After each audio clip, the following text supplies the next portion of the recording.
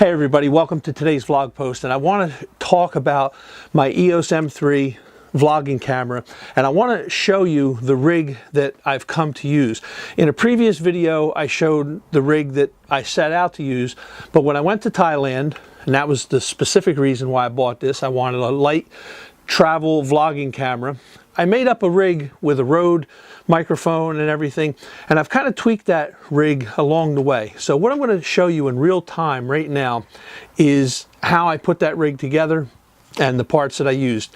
Now in the notes to this video I'm going to have links to all of the stuff pretty much that I use. So if somebody wants to duplicate this, you could just go and click on those links and you'll find the stuff right there. So we got the EOS M3. I used the kit lens of the 18 to 55 millimeter.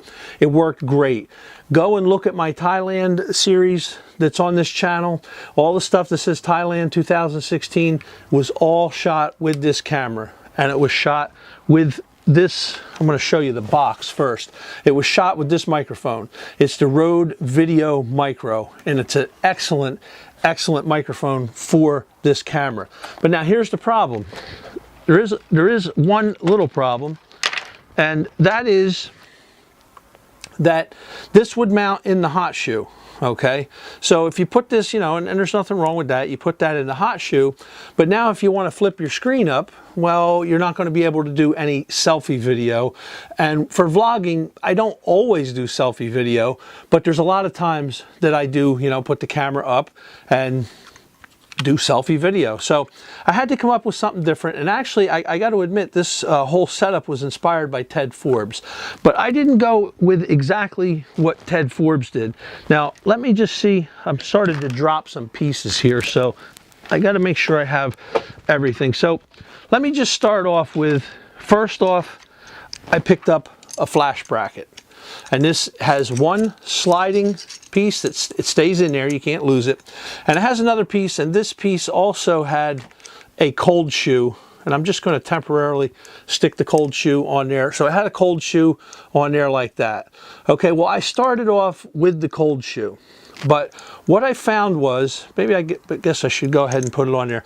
So what I would do is I would mount the camera with the cold shoe over to camera left, that is the vlogging camera left, and I would put this on so that it was even right to the end.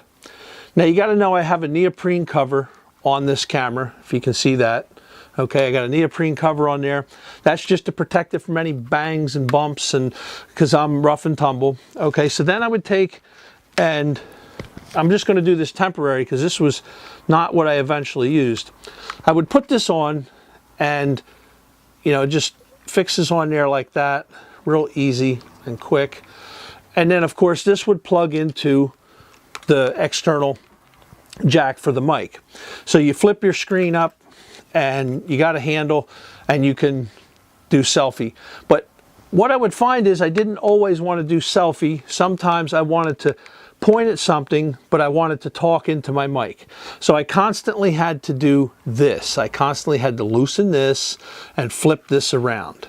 And it got to be real bothersome. I know it looks like it's easy to do, but it was actually a pain in the butt. So what I did was I went with, and this is an Oben BD-0 ball head. Okay, so what I did real quick, just to backtrack here, what I did was mounted the ball head on here, and I had to mount it just like this so that this was out here. If you put this little T handle over here, you couldn't really adjust it too good. So it either had to be in the front or it had to be in the back. And I would put it right there, and then I put the cold shoe on top of that, just like that.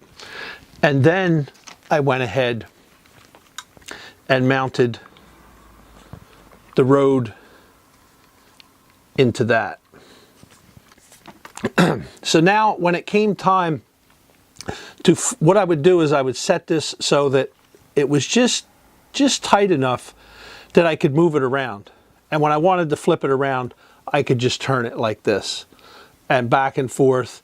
And that made life a whole lot easier. Now, I used a couple other little implements for this camera. And one of the things I did was I got rid of the EOS strap right away. You get rid of that. You don't want that thing. First off, it's really not a comfortable strap, even though this is a heavy camera. As soon as you start adding flash brackets and microphones and stuff, it does get a little heavier. So I went with an Optitech or Optech, or whatever. I'll put a link for it. I don't have the strap here handy. It's in my bag. But it was a neoprene strap, and it was a kind of strap that you could connect or disconnect very quickly, very easily. So if I wanted the camera hanging around my neck, I put my strap on. And if I needed to get the camera off and be moving around with it and not have the strap dangling, I could just unclick it right away with the little parachute clips right there. So that was one thing that was nice. Another thing that was a must-have was the Canon Remote. This is your just standard Canon Remote. It's a RC. What is that? RC6, RC-6, I believe it is.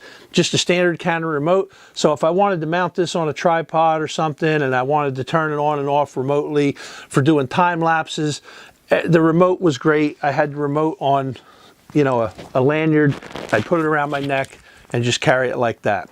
So that was a must-have. Another must-have was this aluminum billet handle. And it serves as two purposes. It goes into the bottom and you can hold the camera like this. It also has enough weight to it that it helps stabilize the camera as you're moving it around. It's not a steady camera. It's not a, what would you call it, a gimbal or anything like that. But it does add enough weight that it helps steady your hand. And you also have this out here. So if you want to move around like this, but it also, you know, served a purpose for doing selfie like this. So if I want a selfie, I can stand it out like this. One problem with the aluminum billet handle is it would come loose real easy. It would just, like walking around holding it, all of a sudden I noticed the camera doing this. You see how right now the camera is wobbling, and I noticed it's a little loose. But it wasn't bad enough that it irritated me enough that I threw it away. So, but it was a little bit irritating. Now, one of the things that worked good with this was,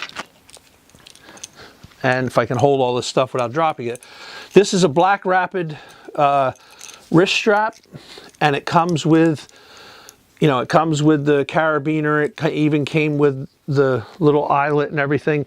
And this was great. You could put it in the bottom of the camera, but this was great to go into the bottom of the aluminum billet handle. And because this has a rubber gasket on it, when you crank that in, it stays on there nice and tight.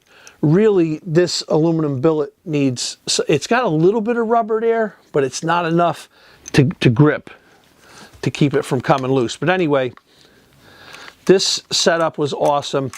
Now, this had some drawbacks too. Everything that I'm showing you has its pros and cons, but this was great. Perfect example, I'm on the ferry. I'm right up on the railing. I'm looking over the edge. I'm shooting video and stuff. And God forbid somebody bumps into me, the ferry hits something, there's rough water, whatever. I don't want to lose the camera. So I have my wrist strap, and I don't have to have my neck strap. I have this is my safety, so I don't lose the camera and it falls off the ferry and down into the water. Okay, but the one drawback to this thing was, if you can hear this right here. Okay, you hear that right there? I don't know if my lavalier is picking it up. But if I didn't have my wrist on here and I was walking like this, this made enough noise that this would pick it up and you would hear that. So, you know, you want real professional video or somewhat professional video.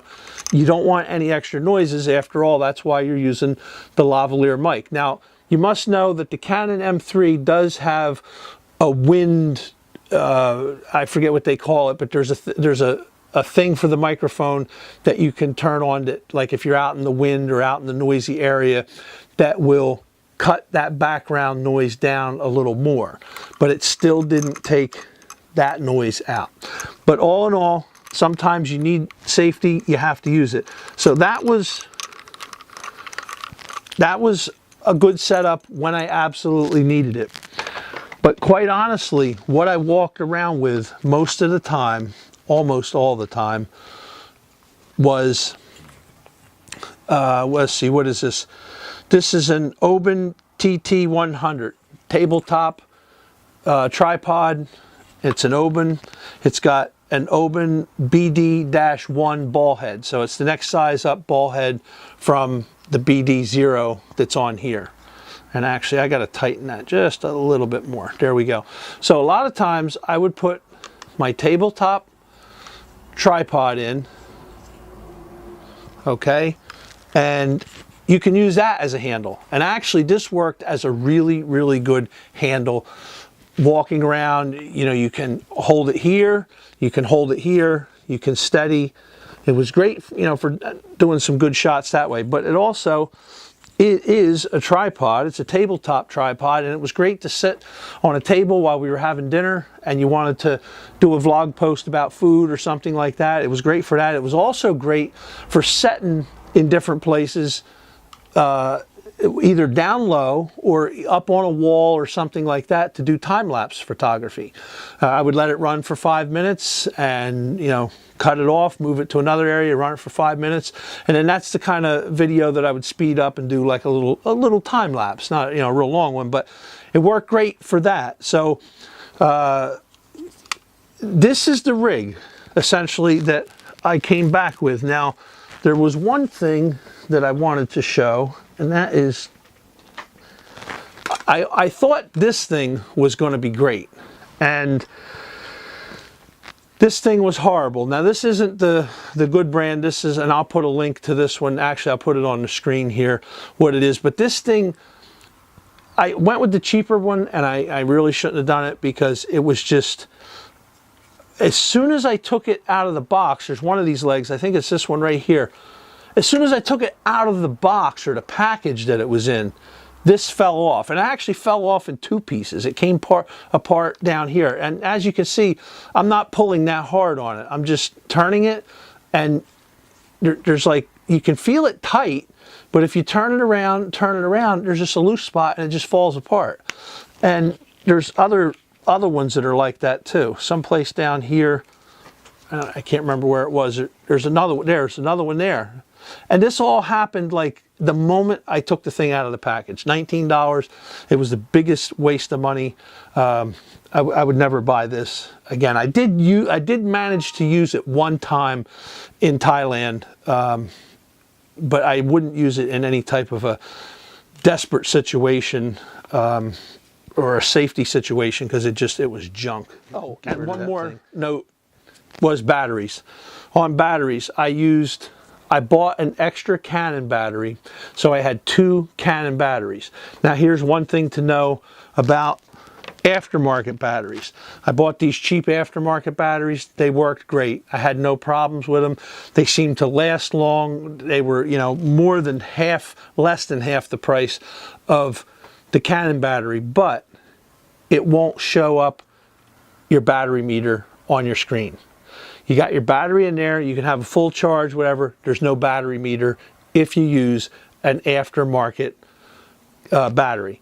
When you put the aftermarket battery in the camera, it will automatically, as soon as you turn the camera on, it will say, is there a logo, a Canon logo? And you're going to push no. And then it'll ask you if you want to proceed. You push yes. The camera keeps on going. It records. It takes pictures. It does everything fine. But you don't get a battery meter. So when it runs out, it runs out. Doesn't give you any warning. So I would use my Canon batteries for my primaries, and I use these backup, or these cheapies, these knockoffs. What are they? Wasabi Power. I would use these when I absolutely needed them, and just be careful when they were going to run out. That was my end setup. I had the ball head here, flash bracket, tabletop tripod, camera strap when I needed it. When I didn't have use for the camera strap, I had either that on there or I had this on here, and this thing worked excellent.